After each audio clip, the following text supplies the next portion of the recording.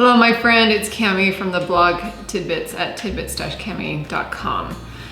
I'm a big planner, you may already know that, but today I want to show you how I plan for really big projects because I've never talked about that before and I feel like I have a pretty good system. So let me share my screen with you and walk you through how I plan for really big projects for myself and both as a collaborative effort with others. So I hope this is helpful for you today.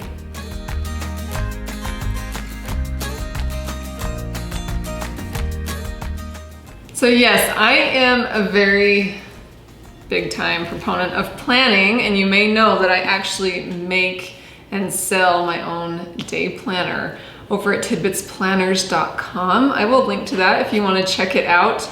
You can actually get the 2022 planner right now for a really good deal if you want to try out my methods. I know it's like halfway through the year, but honestly, I feel like that's a really good time to buy a new planner because they're discounted because half the year is up, and then you can kind of try it out to make sure that it's something that will work for you for the next year. So I think it's a really good time to buy a planner and find one that works for you. Sometimes paper planning is limited. Now, while I love my layouts and I can actually plan my week really nicely and then break that down in my days, sometimes there is a task that just simply will not fit inside the margins of any planner.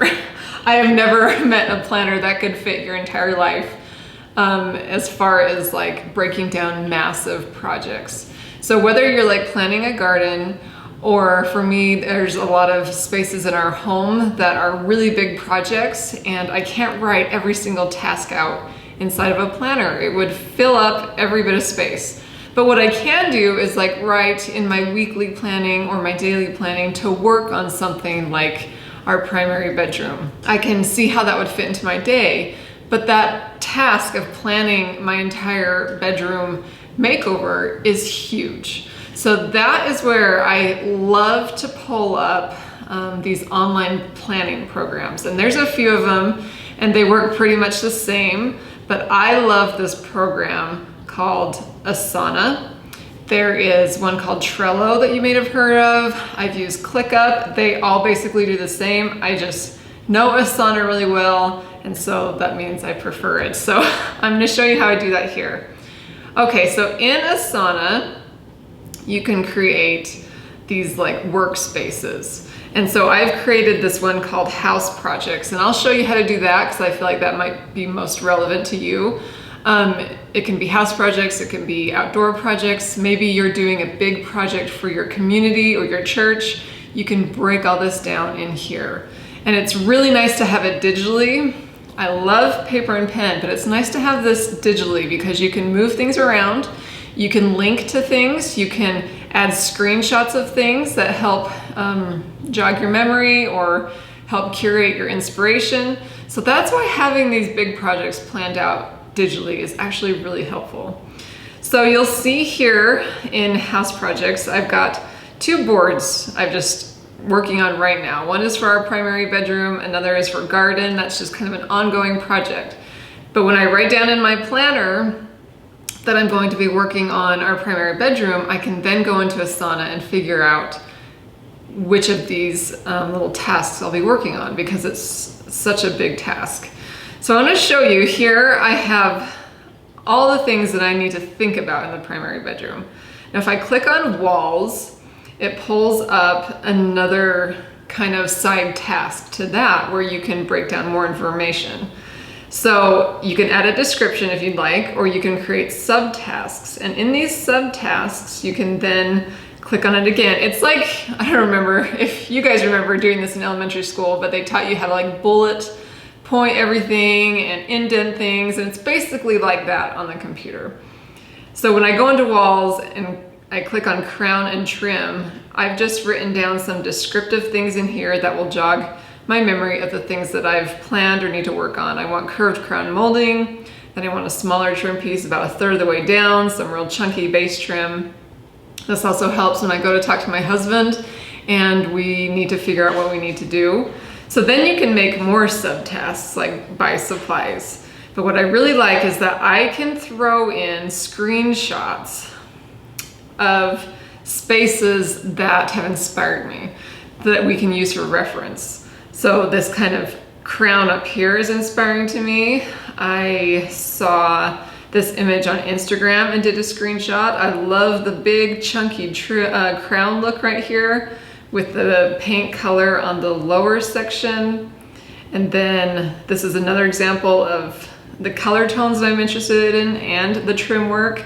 So I can screenshot these things and throw them into my Asana board so that when I'm ready to either buy supplies or talk to my husband about what we need to do, it's all there. It is really so handy. So then I can do the same thing for windows.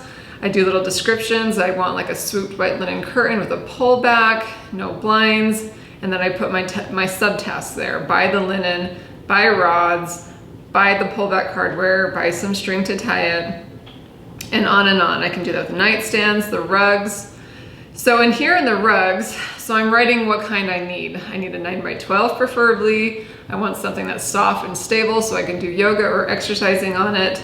I want it to have more of a naturalistic, neutral vibe. So my tasks, I need to shop around and then possibly find a sponsor. And then I can also, in these comments, add links to ones that I've been shopping for so that when I need to go and make my final decision, I have all those links right there to kind of pull them back up and make that decision. I've done the same thing for lighting as I've added links here. I'll show you this bed one.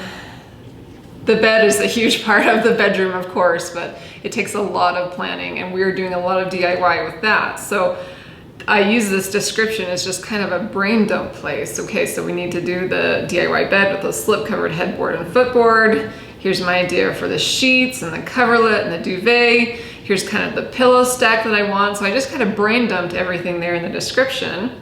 And then I started making the subtasks. So like I said, like if my weekly task was in my planner, my paper planner, I wrote down the bedroom bedding. I would know then I could go into my Asana task and just start chipping away all those little tasks. If I wrote all those little tasks inside my planner, it would fill it up entirely. So this just really works to break down those big projects. And then you can see here, I've done more images and things. Actually filled it. Let me get to the first so you can see. So again, I've just screenshotted and dragged these images into Asana so that I can go in and find the inspiration. If I'm looking for the pillow stack or the bed or the color tones, I can just keep adding images right here in Asana so that they're there when I need to refer to them. You'll also notice I've added, when I add the image, I can add a link to where I actually found that image if I ever need to go back and find the source and dig more into it. So this is just super, super handy to be able to do this for big projects. Then I want you to notice the other kind of workspaces I created. So I have the house projects that I showed you, but then I also have a blog workspace, and this is really helpful for me to write down the tasks that I have for the blog posts that I'm creating or the videos. You can just duplicate these boards so that, or change the title. Like if I get done with the garden post, I can just keep the same tasks in there from week to week and write the next post I'll be working on. Maybe it's a dining room, and then I can just keep changing those titles and switching them out based on what blog content I'm creating. Same for, I keep my video stuff in here. I have social content to create.